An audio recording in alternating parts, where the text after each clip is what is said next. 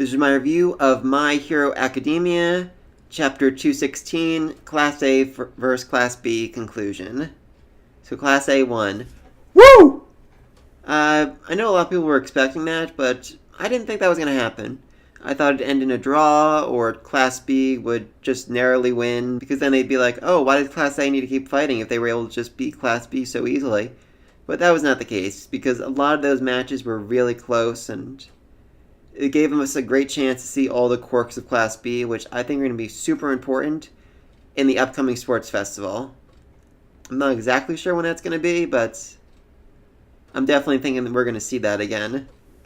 And seriously, that's going to be such a big difference with Deku.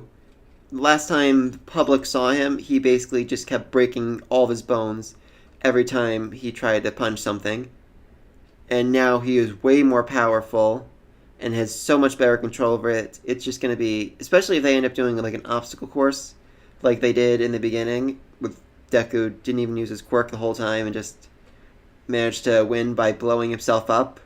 If they do that again, it's going to be Deku just flying through it. Probably even beating Ida, which would just be amazing. I very much hope we end up seeing that soon. But, alright, let's get into the chapter. So, Shinso. He's changed a lot. Shinso was never one to really enjoy anything because he always felt like he had to prove himself. He had to show himself as a hero greater than everyone else because everyone expected him to be a villain. His quirk was just perfectly made for villainy, controlling people, manipulating them. He could have been a crime lord already by now if he wanted to, but instead he chose to be a hero. He wants to protect people. And in this battle, he wanted to fight Deku. He wanted to show that he could improve, show that he was worthy of being a hero, but he ended up enjoying the battle. He ended up smiling even when he lost, because everyone around him is just so amazing. So then Deku had to basically explain his outburst to everyone, and I was kind of disappointed in this, honestly. He basically just said, oh, it was super weird. All of a sudden, I just had a new quirk. Isn't that strange? And they're like, yeah, that's strange. So let's talk about Uraka hugging you. That was crazy. I mean, yeah, your quirk, whatever, but that hug? Really? And I'm sure he's going to end up talking with All Might about all this soon, and I'm really excited for that. Just a full explanation of One for All, its other hosts, their powers that are going to come to him.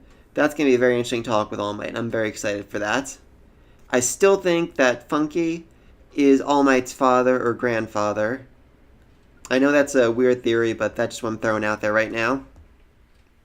Then they switched to Shinso, and it was basically just Deku praising him for like 2 full pages about how amazing he was the whole time, and honestly, I'm really hoping he ends up in Class A. For one thing, they're going to need him if Deku ever loses control again. They'll be like, alright, Shinso, you're up. Control him. Stop him from killing everybody. Which, not a good thing, for sure, if you need someone to stop a violent rampage. But honestly, if Deku ends up losing control like that again once or twice more, I could definitely see Eraserhead trying to kick him out of the hero program. Or even get him locked up in some kind of facility to keep him from losing control. Then again, once Deku has 6 quirks, I don't think anything short of Tartarus is going to hold him back. And then, of course, Mineta got called out for being a freaking pervert. I want to like you, Mineta. You were super resourceful in that battle. You made a shield, and then you turned yourself into a freaking bouncing bullet smashing around the arena. It was so good, but if you just hadn't been so perverted, I could really praise you for this. Alright, moving on. Monoma. This was certainly interesting. This answered some of our questions, but raised a lot more. According to him, he drew a blank when it came to Deku's quirk, which I thought maybe there was like a 20% chance of that happening every time he tries to steal a quirk. Like, oh, I drew a blank. Maybe next time I'll do better. But no, he said this chapter that Deku's quirk gives him a blank, meaning that he cannot copy his quirk at all. So I'm thinking there are certain quirks he can't steal, like body transformation quirks. Like, back when Eraserhead was fighting all the villains who were big monsters who had transformed, Eraserhead couldn't change them back to being human. His quirk just doesn't work like that. I think it's the same way with Monoma. There are certain quirks he just can't steal because of their impact on the body. That being said, I think Deku's quirk just might be a little different. I think Monoma assumed, oh, it's one of those quirks I can't steal, but I think the truth is, he did steal it. He stole it successfully, but he just didn't get anything from it because it lacked all of the others behind it. It lacked all the souls and power that's been put over it through these 6 or 7 generations of heroes and filled into it. So he got the quirk, but it basically did nothing. Like the original user before he got the ability to transfer the quirk.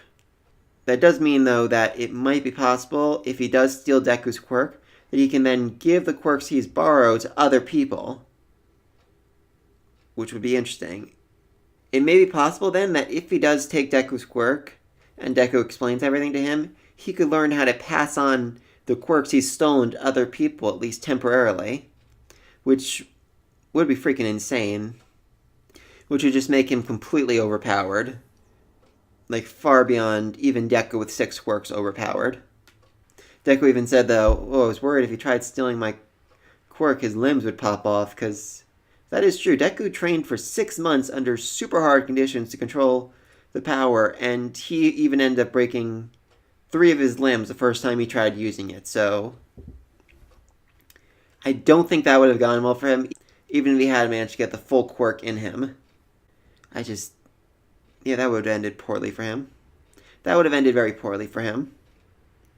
But then the last panel. Monoma, you're to see Eri tomorrow.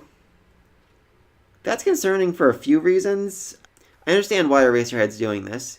He wants him to try and copy Eri's quirk, and if he can do that successfully, which I highly doubt is going to work just because of how unique and powerful the quirk is, but if it does work, then he can figure out the full power of it, what it does, how it works, and maybe even teach Eri how to use it herself. It may even be possible to use Monoma to borrow Eri's quirk and then heal Vermilion, which would be amazing.